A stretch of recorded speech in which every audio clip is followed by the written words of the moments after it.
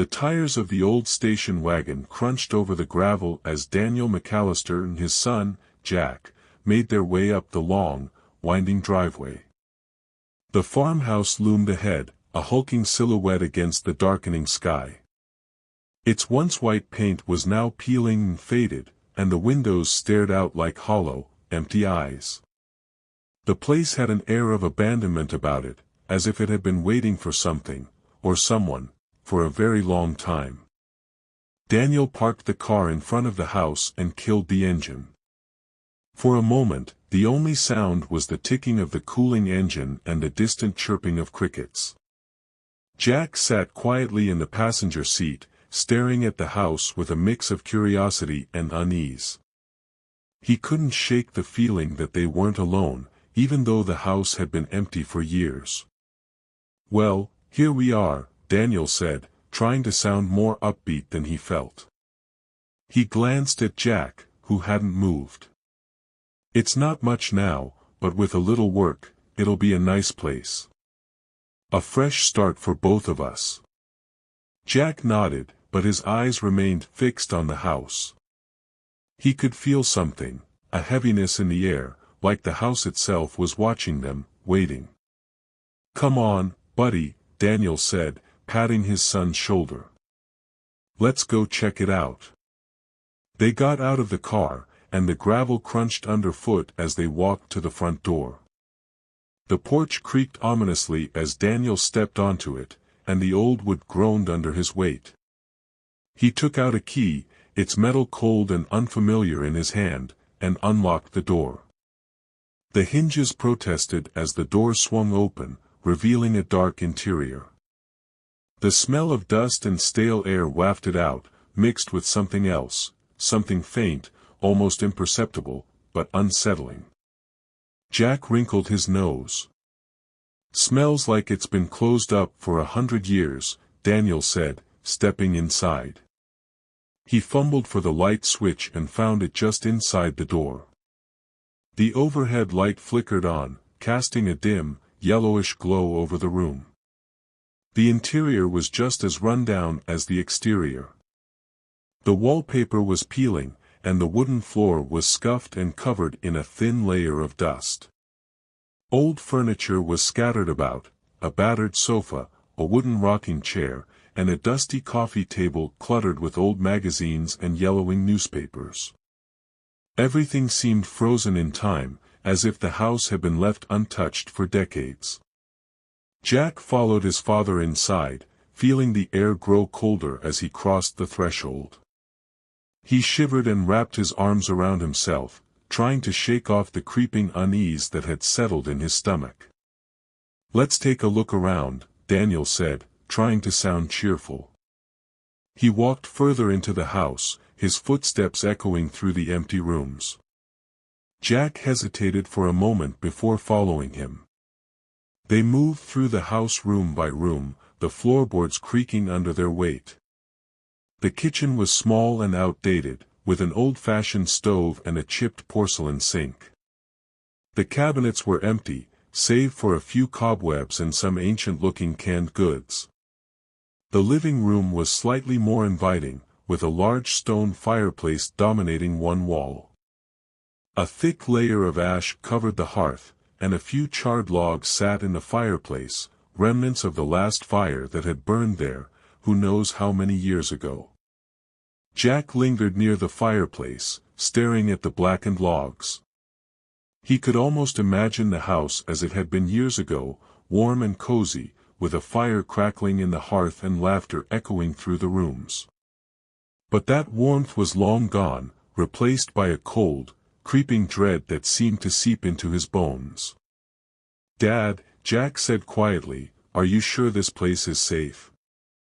Daniel looked up from the kitchen counter, where he had been inspecting the ancient stovetop. He could hear the uncertainty in his son's voice and wanted to reassure him, but he also couldn't deny the eerie feeling that had settled over him since they'd arrived. "It's just old, Jack," Daniel said, forcing a smile. "We'll fix it up, make it our own. Once we get some lights on, it won't seem so bad." Jack wasn't convinced, but he nodded anyway.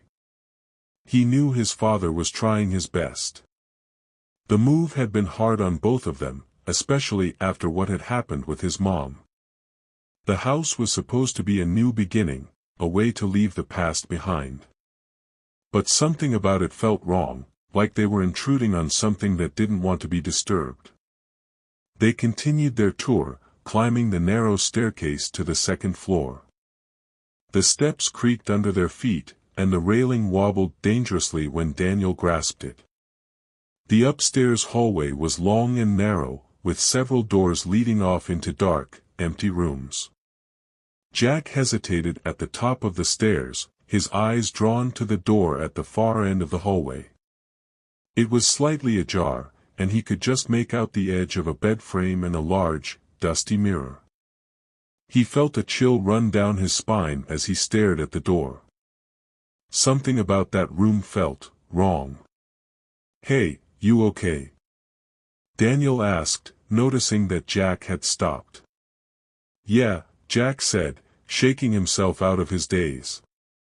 "Just thinking." Daniel followed Jack's gaze to the door at the end of the hall. "That's the master bedroom," he said. "Probably where your great-uncle slept." Jack nodded but didn't move any closer to the door. He couldn't explain it, but he felt an overwhelming urge to stay away from that room. "You go ahead," he said, trying to keep his voice steady. "I'll check out the other rooms." Daniel hesitated, then nodded. "All right. I'll just take a quick look." Jack watched as his father walked down the hallway and pushed the door open.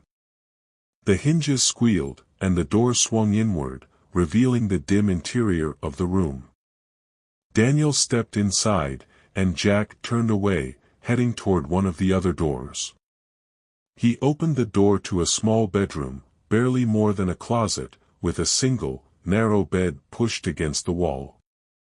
The room was bare, save for the bed and a small dresser. A thick layer of dust covered everything, and the air was musty and stale. Jack wrinkled his nose and backed out of the room, closing the door behind him. He moved to the next room, which turned out to be a bathroom, complete with an old clawfoot tub and a rusted sink. The mirror above the sink was cracked, and the tiles on the floor were chipped and stained. He moved on to the last room on the floor, hoping for something less depressing. This room was slightly larger than the others, with two windows that let in the fading light. An old, threadbare rug covered the floor, and a large wardrobe stood against one wall. Jack stepped inside, relieved that this room didn't feel as ominous as the others. He crossed to the windows and looked out over the overgrown backyard, where a tangle of weeds and vines had taken over what had once been a garden. As he stared out at the yard, he thought he saw something move among the shadows. He squinted, trying to make out what it was, but the light was fading fast, and he couldn't be sure. A sudden creak from behind him made him jump, and he spun around, heart pounding. The wardrobe door had swung open, revealing a dark, shadowy interior. Jack stared at the open door, his breath coming in short, shallow gasps. He knew he hadn't touched the wardrobe, and there was no breeze that could have blown it open. It had opened on its own. He took a hesitant step forward, his eyes fixed on the darkness within the wardrobe. He reached out a trembling hand and grasped the edge of the door, pulling it open wider.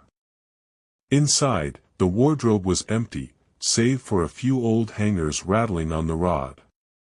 Jack let out a shaky breath, feeling a wave of relief wash over him.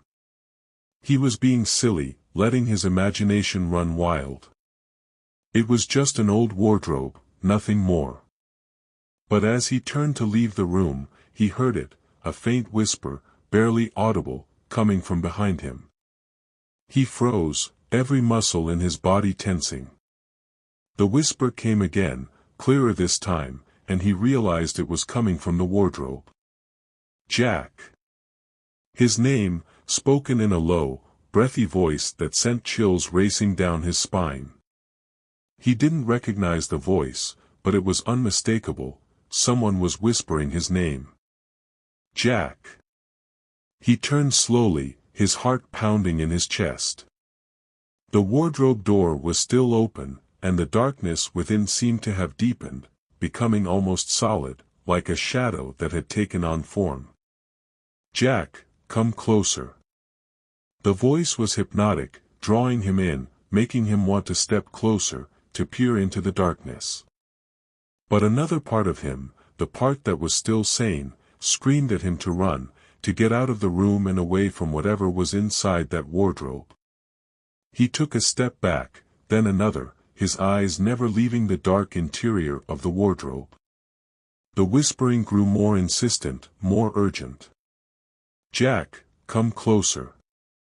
He couldn't take it anymore. With a strangled cry, he turned and bolted from the room, slamming the door behind him. He raced down the hallway, nearly colliding with